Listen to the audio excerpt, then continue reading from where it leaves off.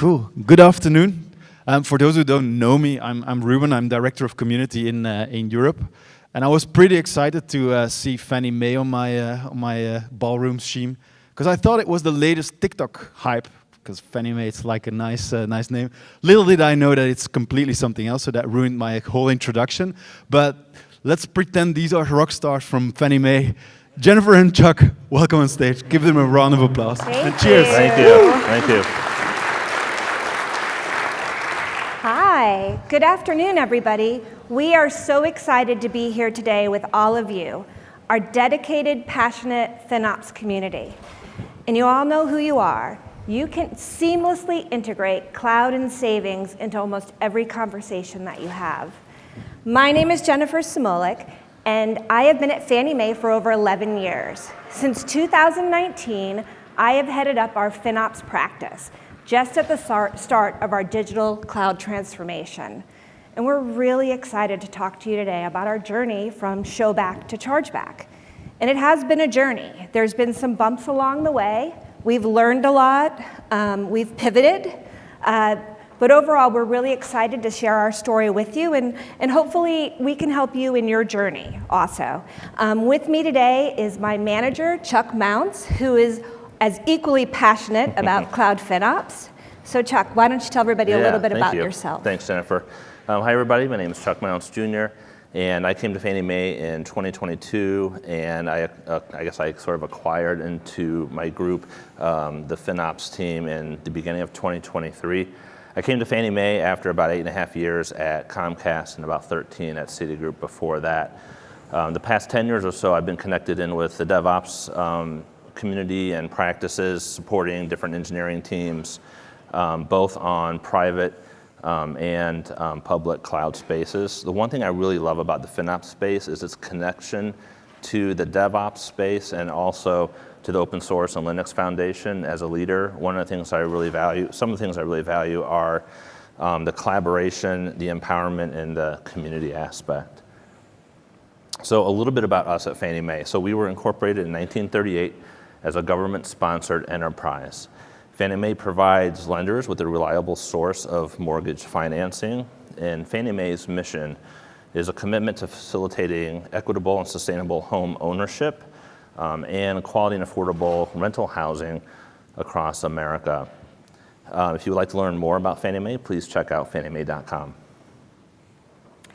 Well, as you can see, we have a really big agenda today, so let's go ahead and dive right into it. Great.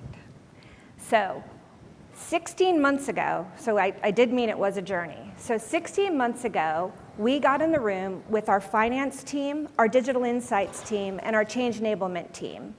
We knew that by Q4 2024, we would be fully migrated to the cloud. And we needed to start thinking about how we were going to move into Chargeback. Like a lot of companies, we were centrally billed. So our AWS bill would come in and it was paid for centralized.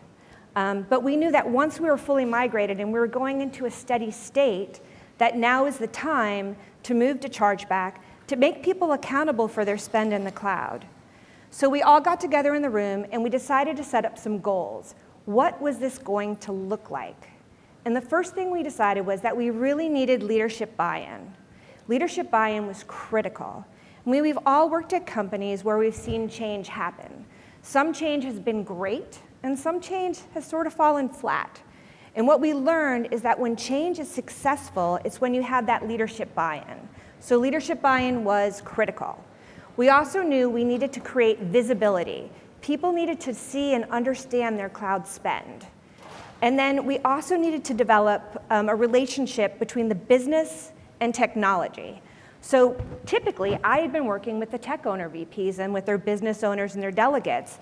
But at this point, we were asking the tech owners and the business owners to work really closely together and to collaborate.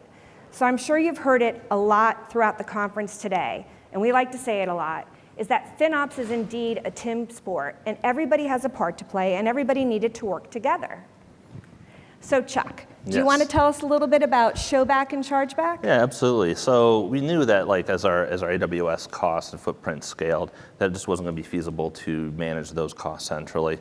We also know we just can't dive headfirst into the chargeback model. We want to enable success within the organization. So we need to figure out a bridge to that chargeback. And then we also needed to figure out what are the roles and responsibilities within the organization to make that come to life. So we decided, Jennifer and the team went with a tried and tested methodology called the Showback model. Now in the Showback model, we're focusing on visibility, right? And so providing meaningful data to the customers so that they can see the impact of the decisions that they're making. And along the way in the Showback model, we can work with them to start thinking about cost optimization, and we can also hopefully start to bring in some accountability there, right? And so that accountability, that mindset across the enterprise is where we want to get to with the chargeback model. So some of those roles and responsibilities, we're still going to be in the center, right? We're still going to be the source of truth for our cloud costs. We also have, we sit within the CIO organization, so that gives us really good visibility across the enterprise. And one of our closest partners, without surprise probably, is our finance team. They've been walking with us side by side through the whole journey. We also have terrific partners within our cloud and infrastructure engineering organization, formerly Cloud Center of Excellence. We have brilliant engineers in our organization that have helped us with our FinOps practice, our strategies, and realizing some cost optimization saves across the enterprise. We have our digital insights team, which helps us with our Showback dashboard as well. And some of our relationships with the different teams has a lot of different layers. So we partner with some of these teams, we consult with some of these teams. And eventually, sometime what they end up doing is they're coming into our cohorts too, right, in the Showback process and moving to chargeback. Now, one thing I want to mention is, those values that I really like around, between FinOps and DevOps is, one of those is collaboration. And on that point, you can see here all these relationships that are needed to make this a successful engagement. I also firmly believe that all of us, all of you, that everyone has a handful of strengths and that really are unique to yourself. Also, I believe that as FinOps practitioners, we have a silo-busting superpower as well. So, in thinking about those silo-busting superpowers, there's one other team on here, the Change Enablement team that we've had a great partnership with. And Jennifer, you want to talk a little bit about them? I do. So the Change Enablement team, this is the team you didn't know you needed until you got them. They were amazing. And they came in early on the process. And they really kind of ran our communications, helped us put trainings in place. But what's most important is they made us look at this change. And it's a big change, right? Moving to chargeback. They made us look at it through the lens of the stakeholders. Because whenever an organization rolls out a big change, the first thing that people think is, wait a minute, how does this impact me? How am I going to be doing my job differently? And so with that lens in mind, we went out and crafted a communications plan. We made it a repeatable process. We developed a robust training plan. So if you don't have a change enablement team, there are definite ways that you can set this up, and Chuck and I are available. We can always talk FinOps with anybody, but they were a really critical part of our team FinOps. So I can't say enough good things about them. Yeah, they're terrific partners. So we decided to start our journey with Showback. And so by starting with Showback, we really wanted to start a strong foundation as it led up to Chargeback. We wanted to identify and understand areas of improvement. We wanted to strengthen those partnerships, right, between business and technology. We knew that tagging was critical, right? So in order to charge back, we had to have a robust tagging. We had a policy in place, but some of the super users would spin things up that weren't necessarily tagged. We had a 4% non-taggable but could be tagged issue. We also, like we said, we wanted to build out robust training tools. And really, we decided to take a test and learn approach. We didn't want to just flip a switch. We wanted to take a slow, methodical approach to get us to chargeback. So what was our approach? So, like I said, we got in that room 16 months ago, and we said, all right, how are we going to move this organization to chargeback? And so what we decided to do was to create 5 cohorts. And each cohort would be made up of 3 or 4 business areas that constituted 20% of our annualized AWS spend.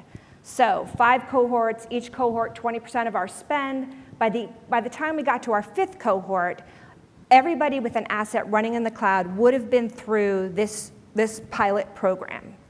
And again, like I can't say enough, we needed leadership buy-in. So we went to the leadership and we said to them, we are going to start these cohorts, we're going to meet with these business areas, and there were business areas from all over Fannie Mae. The only constant was that they had to make up 20% for that cohort. And we said, we need you to be a part of this process. So we met with the individual leaders of those business areas.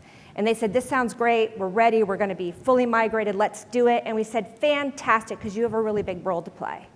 We need you to send the first email out to your team. Your team needs to know that this is important to you, that you're backing this. So they set off the official kickoff meeting. And out of those kickoff meetings, we had robust training programs that came out of that. And so I think I see some members of my team here today. I think already we've done about 35 trainings just on our dashboard, just from this year.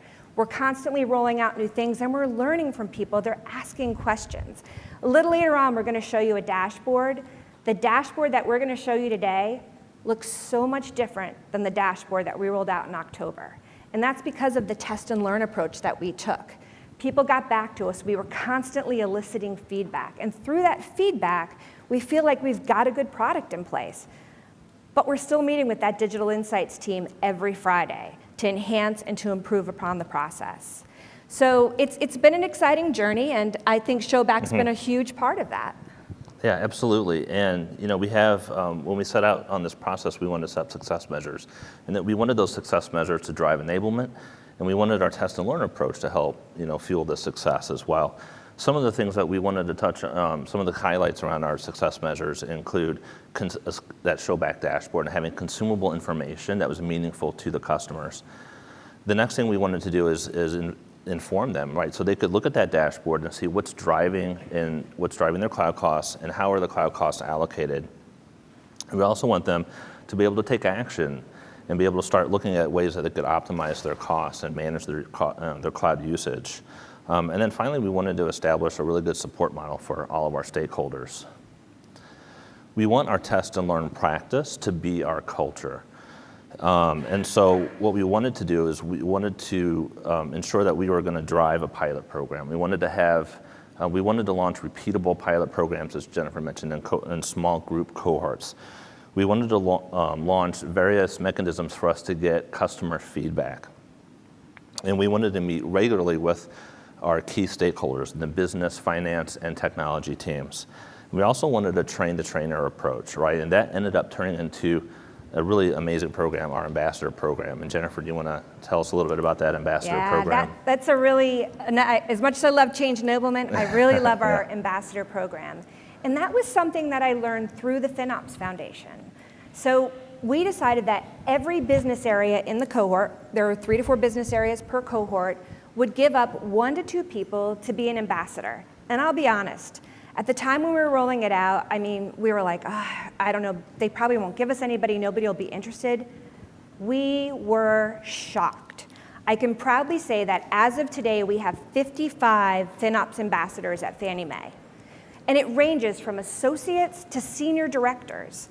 And one promise that we made early on, even before we rolled out the program, is we said, all right, let's set a goal. We want to get these FinOps ambassadors, but we also want to get them certified. We want to get them FinOps certified. So we made a goal that we were going to get 30 people to get FinOps certified by the end of this year. Well, as of today, we have 17 people that are FinOps certified at Fannie Mae.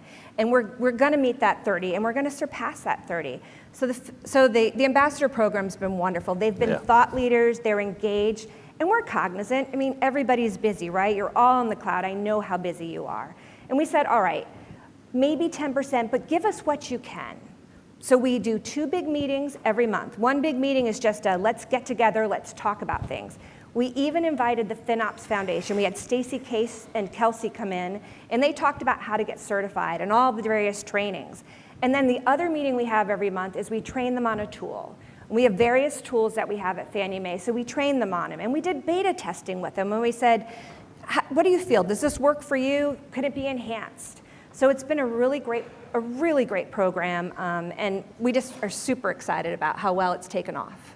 Yeah, it's been fantastic.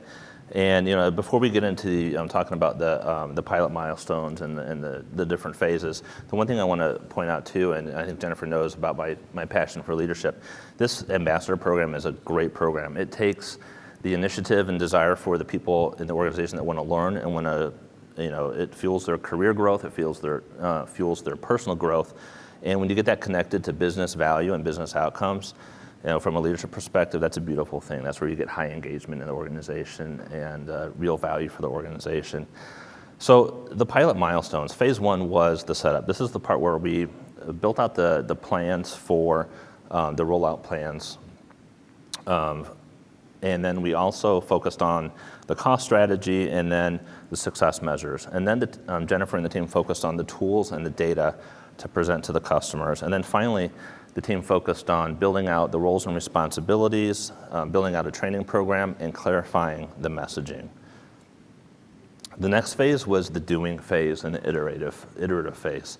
So we did launch repeatable cohorts and small group cohorts. We did launch mechanisms to capture customer feedback.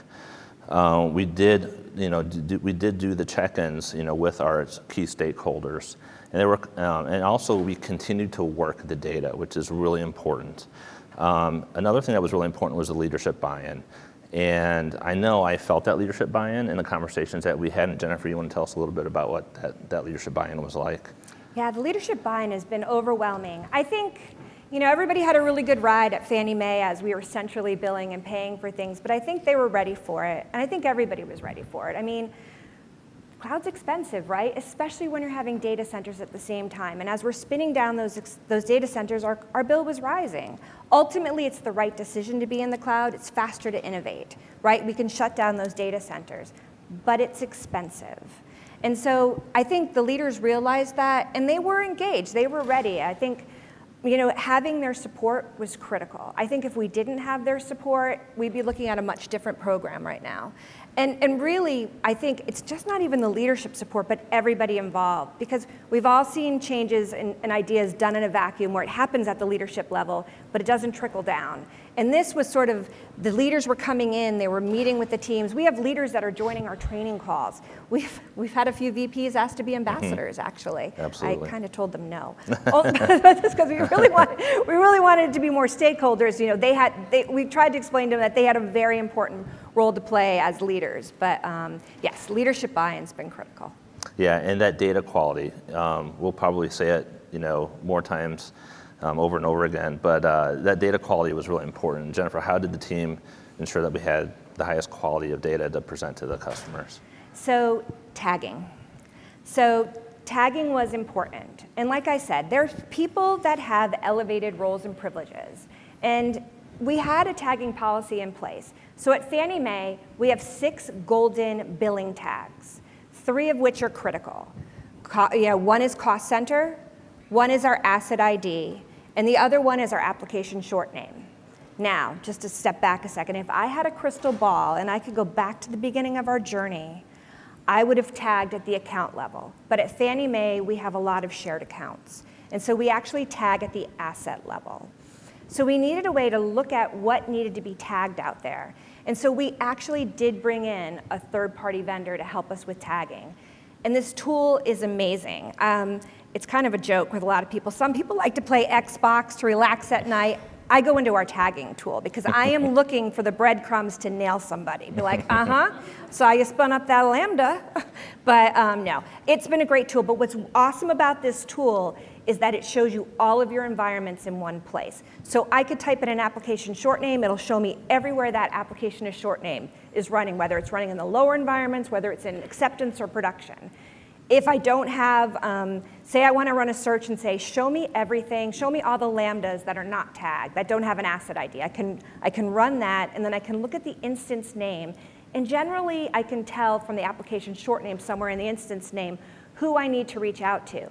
But this tagging tool actually had another benefit. It showed us everything. And so when I would run reports for teams and show them their tagging reports, they would say, oh my goodness, look at this thing that's been running forever. They thought that, well, come on, developers, they like to build things and move on. They don't necessarily like to shut things down. And as careful as we are and as we try to clean up behind them, this helped us to identify things that needed to be cleaned up. So yes, we brought in a third-party vendor with the tagging. So that was very important for us. And really, it showed us, where the resources were. So it helped us build out our dashboard. And so our Showback dashboard was another critical piece. And so as you can see, this is our current dashboard. So when we were building out a dashboard, we wanted it to be accurate as possible. So our dashboard actually pulls from the CUR, the cost and usage report, and it updates daily. And that's as often as we can get the data from AWS. If we could get it twice daily, we would. One thing to call out in the Showback dashboard is that we knew everything that could be tagged back to an asset could be tagged back, but there's some things that are not taggable. And so we went out and we looked in the industry, and it's about an 85-15 rule. So 85% of what's running in the cloud we felt could be tagged back safely. The other 15% were just sort of the infrastructure and the cost of doing business. And some things we really didn't want to be in the hands of the application owners. We have, for instance, our VPC endpoints or our immutable backups. Because once we put that into their hands, we didn't want them to say, well, I don't want immutable backups, or I don't want VPC endpoints. So we kept that centralized. So that will be paid for centrally out of the cloud infrastructure and engineering team. But that other 85%, they can see it. Now remember, I told you we had historically been working with the tech owners. But now we are bringing in the business owners who had largely relied on the tech owners. But now the business owners are going to be on the hook to pay the bill. So we needed to build a dashboard that was easily consumable for those business owners. So what do they want to see? Okay, well, they want to see what their monthly costs are, yes. They want to see what's running, like what assets are running and which are the more expensive ones. What's running in non-production and what's running in production. So what are the top 5 assets? What are the top 5 services that are running? These are all things they could see. What was their 3-month rolling trend? And we also, at the bottom, we did a trend, a 12-month, 13-month trend for them to see. And they can dig into it. But for the engineers out there that really wanted to kind of roll up their sleeves and say, okay, why are these costs going up? Well, we have tools for that too. And so those are some other tools that we have. We have a tag, I told you we have a tag manager tool. We have a right sizing tool. We have an idle resource tool. But this dashboard was really built with the business in mind. And it's consumable. And like I said, we've done 35 trainings. I think we've got 3 more trainings scheduled for next week. So as more teams come in, we're doing these trainings, and then people hear about it and they're asking us to come to leadership meetings. Everybody has access to this tool. And we are constantly updating it with new enhancements. In fact, one of the things that we're trying to enhance it with is adding a forecasting arm to this. We can also set up alerts. So if a team wants to set up an alert, if they hit a spend threshold, this dashboard will build it out for them. We did not use a third-party vendor for this Showback dashboard. We did go out and look, but at the end of the day, we ended up building it internally with our digital insights team. And it's built out on Tableau. And that's not to say you could probably build something similar out on Power BI, but this is sort of a homegrown dashboard that we've built. We're pretty proud of it, but like I said, when you're thinking about a dashboard, remember who your audience is. Build something that's consumable. So I'm glad to say that our test and learn practice is our culture. We have a great mindset around continuous improvement. We value the continuous messaging that we get from leadership, both the support that we get from our own leadership on the FinOps side of things and also across the organization. We value the continuous streams of feedback that we get from the various mechanisms. We continue to reinforce that data maintenance, which is ever so critical. And this has helped us develop a set of good practices and best practices that we can share with those cohorts. Some of those practices include those trainings that Jennifer's talked about for the various tools that we have. The support sessions that we have with the Showback cohorts and the key and the conversations that we have with the key stakeholders. We also have direct support conversations and consulting with different application teams as well. And then finally, that amazing ambassador program that we talked about before. Some of the outcomes that we've seen are really positive. So the culture, right, that silo busting superpower, right? We have great cross-collaboration, cross-organizational collaboration. The messaging, the why, the what, and the how.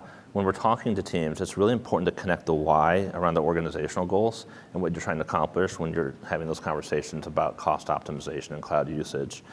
Finally, the creativity and accountability.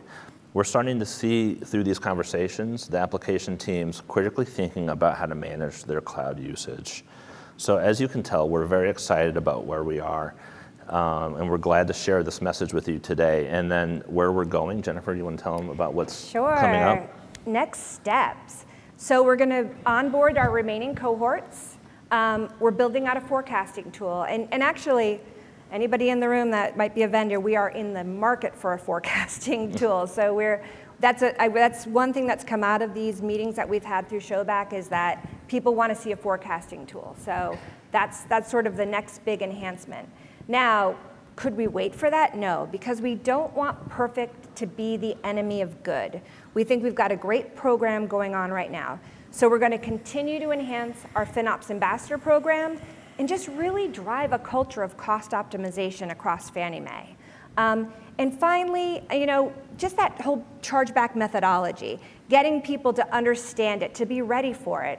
And when I say it was a journey, it's been a long journey. Remember, we kicked this off 16 months ago. So it's been a really long runway. But you know what, Chuck? I think we're ready to launch. Yeah, I think so. Thank you. Thank you, everybody.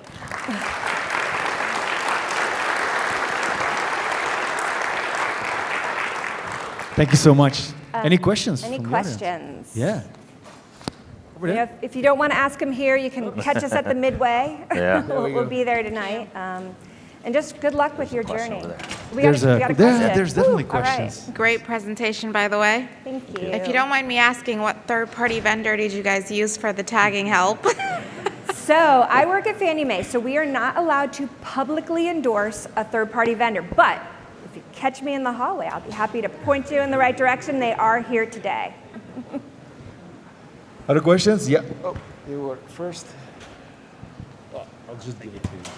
Hi, question on when you took your data and when you tried to interpret the stories that people wanted to ask about the data and at the different levels, and then you built your dashboard. Could you describe kind of like how that process worked? Was it, because you have several different operating units and teams and all of Absolutely. that. How did you arrive at a conclusion where everybody could get a dashboard that showed their data without overwhelming everybody's story? Absolutely. So we pulled in the CMDB. So we were able to pull in business unit, business owner VB, tech owner delegate. So we have all those tabs, and you can actually set up views for yourself. So say you're multifamily, you could go in and just set up a view just for your multifamily, so it would pull your own views in. So we tried to make it as customizable for people as possible. Thanks, that makes sense. Okay. Yeah. Oops, there was a question over there.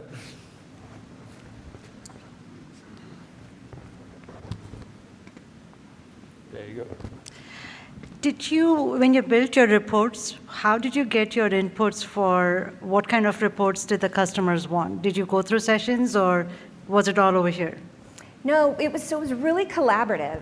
I would say, like when I said we started 16 months ago, we locked ourselves into a room, with finance and with the digital insights team. And so finance played a really big role in what people were looking for, but we learned a lot when we were rolling out the pilots. The first pilot really had a huge influence on what people were looking for, and pretty specific. I mean, I'll be honest, we tried to be too smart when we first rolled out the dashboard. We would say look, this person is getting their reserved instances. They benefited from their RDS reserved instances, and this person got, and you know what it caused? Everybody was well, I want a reserved instance, not realizing that you buy it at the top of the house, and it's not, changed from month to month. So we actually took that back a little bit. So I would say we definitely took what people wanted, and we still have people ask for things. We're still updating and improving on that. One thing about the report is it is downloadable, so people can print things that they want, but I would just say it was for the feedback. So we just really tried to be collaborative with people. But that's a good question. Right there. Hi. Two questions. One is you're only dealing with one cloud provider, AWS, but I think one of your early slides talked about data quality. So since you're updating every day and so on, what processes or checks do you have for data quality to prevent discrepancies coming in? Right. And the second question is, are you a profit center? Are you're part of the CIO? So are you charging extra for your business units, or are you just pass through your charges? So we're the Cloud FinOps team. We're the centralized FinOps team for all of Fannie Mae. So I may have misunderstood your question a little bit. No, I don't think we're not charged. We're working towards distributing the charges out through the organization. But right now it's all centrally paid for housed by us, right? Yeah, within our organization. But January 2025, everything, we'll be in chargeback. The 85% will be out in chargeback for that. And although we do mainly use AWS, we're a fit-for-purpose company, so we are going to bring, we do work with Azure and some GCP, and I think that will continue to grow. And what's nice about these dashboard is that the way they've been built, and even with our Tag Manager tool, is that they can integrate the other vendors into it. Yeah. And then he had a question on data quality. How do we Oh, data quality. Yeah. Well, trust me, the engineers are the first ones to bring it up if we miss it. But yes, we do check that. So like I said, we meet every Friday with the digital insights team, so we're constantly checking the data. And one part is all of the invoices, all of the usage costs that come in centrally to us. So we approve all the invoices. And we do charts, and we bounce things up against each other. But in case there is an anomaly, and yeah, there's anomalies, we're really quick to catch those. There's a question here. Yep. No, but that's a really good point. I think that's something that we'd like to build and improve on, and with enhancements, I mean, that is a really good idea. I think right now it's more of manually and just trying to catch things. We're in the data. And I've got Todd, he's our big trainer in the dashboard right here in the front row there. We're in that dashboard every single day. But you're right, we would love, and that is our future state, is to involve more automation. We got a question here. Another question. So on the theme of whole quality, data quality, what are you guys doing as far as the values of those tags that they come in? Because we all know developers don't exactly always tag things consistently. Right. No, it's true. Like I said, this Tag Manager tool has been great. So it does identify things. They also run reports for us, too. So that is automated, and we can get reports out of it to say how many DynamoDBs aren't tagged, how many RDS, how many Redshift. So we do pull those reports. Luckily, we've got, like with the RDS, like with the databases teams, we meet with them every other week. So we meet with the RDS team every Wednesday, and then the following Wednesday we meet with the Redshift team. So we are on top of them about tagging. We've really stressed how important tagging is at Fannie Mae. And you're right, and accuracy, and we check it. So our tagging tool actually does pull in from CMDB. So when we look at the dashboard, it tells us who's the business owner, who's the tech owner delegate. So so we were able to pull all that information in one spot. I think there's Go ahead.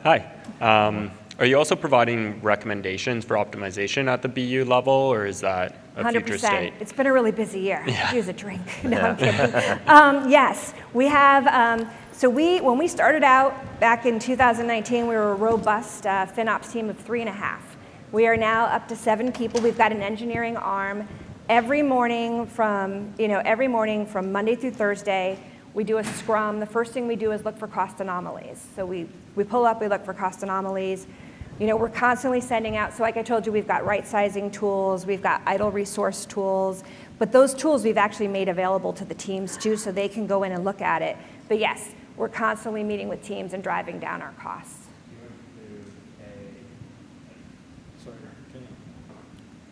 Thanks. Yeah, just to follow up, do you include then like a projected cost for the BU of what their cost could have been on like unexecuted items? Yeah, so once you're part of the pilot program, we meet with you monthly and we do a readout. So we show them like what their month-over-month costs are. We show them like what their top 5 assets are, and we show them what's the biggest jump. But then our second slide is cost optimization. And we say you could have saved, $60K. You have an annualized savings of $60K if you, downsized or terminated these DMS instances, or if you right-sized your EC2, or you have these idle resources. So they get those reports every month. In addition to, we're always meeting with teams. Hi. So can you tell us more about the alerting system? I think I noticed on your dashboard there is an alerting page. So if you can tell us more about that, and also do you allow your cloud internal teams, consumers, to customize the thresholds on which they are alerted? Yes, so they can go in and customize their own individual alerts.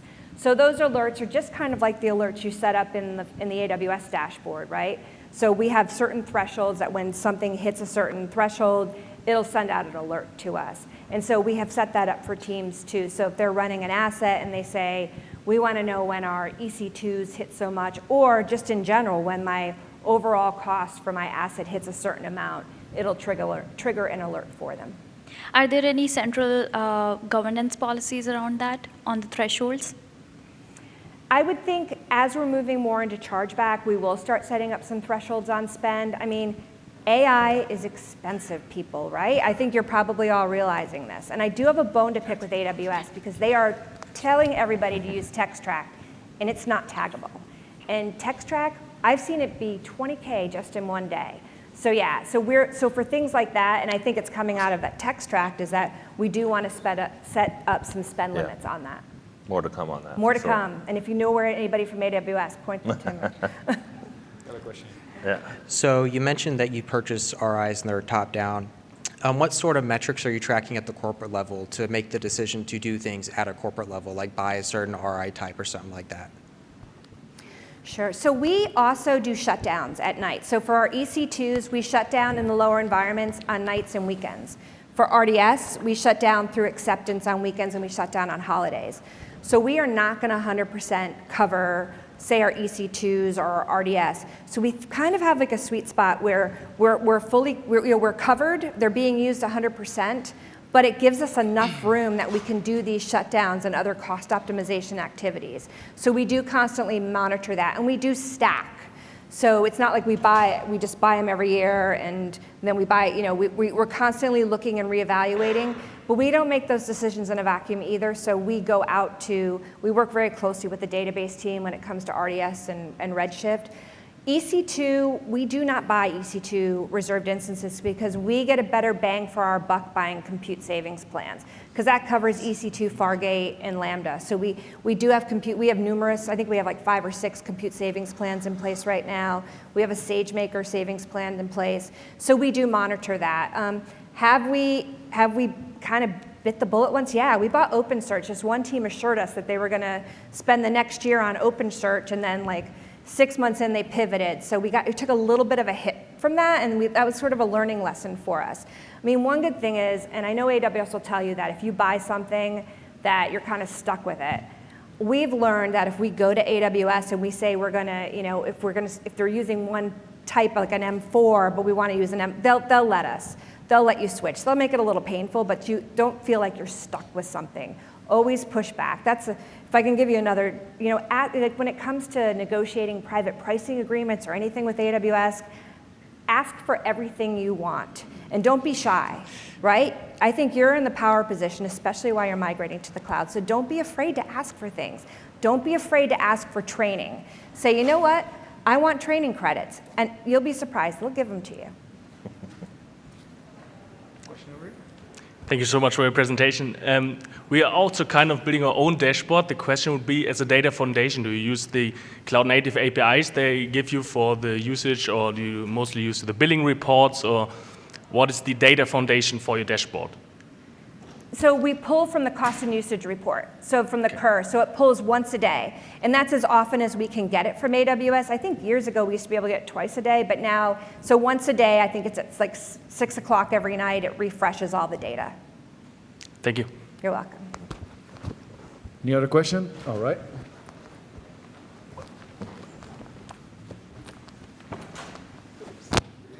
This question, by the way, excellent presentation. Thank you, guys. Moving from Showback to Chargeback, you have a little bit more work on the finance side of actually posting cross charges, transfer pricing, and stuff like that then usually gets lumped into a new number that all of a sudden jumps on their cost side. and relative to budgets that might not have taken that into account.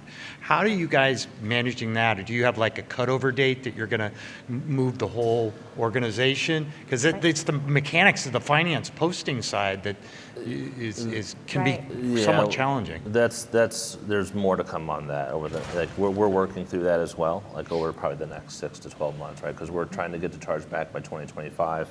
But yeah, the finance team is sort of taking the lead for how we're going to be doing that. So, and we're in budgeting right now too, right? So like most companies, now's the time, right? Everybody's going into budgeting. So everybody's kind of going into budgeting and realizing that. But there is a tremendous amount of pressure on us to get a forecasting tool.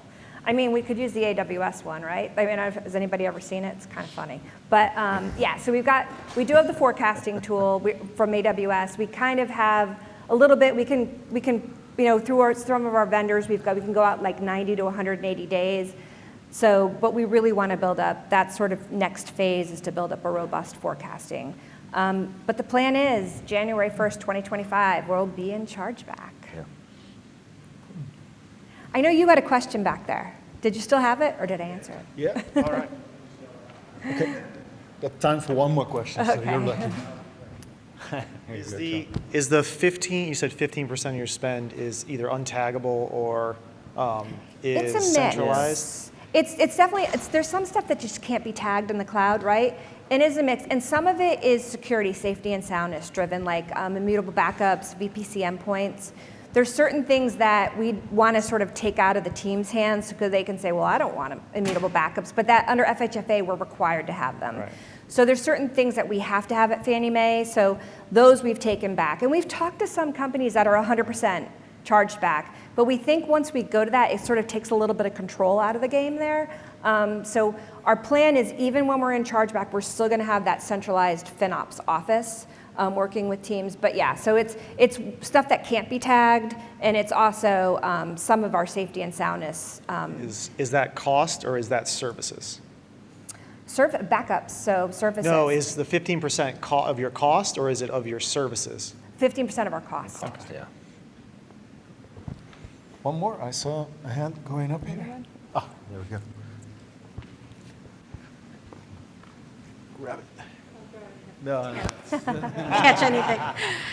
So for your RI strategy, you said you purchased it at the organization level, and at some point you guys were showing like who consumed it. Do you do any kind of allocations, like, this much pays for this much because of what you consumed, or? So yeah, so we are charging back for the RDS and the compute savings plan. So based on your consumption, and it changes month to month. So say, this month you're a benefiter of the RDS. So whatever your percentage is, so we don't do any upfront costs. So he would pay a percentage of the upfront cost for that. So that's how we do it. Okay, thanks. You're welcome. Cool. Well, you should be a TikTok sensation, so it was really, really good. Thank you so much. you. Can you give a round of applause for Thanks, everybody. Thank you. Thank you so much. Thanks for watching. Check out more FinOps X 2024 content on our YouTube channel on the 2024 playlist. Support our channel by liking, subscribing, clicking the notification bell, and by leaving comments and questions for our speakers. We appreciate your support.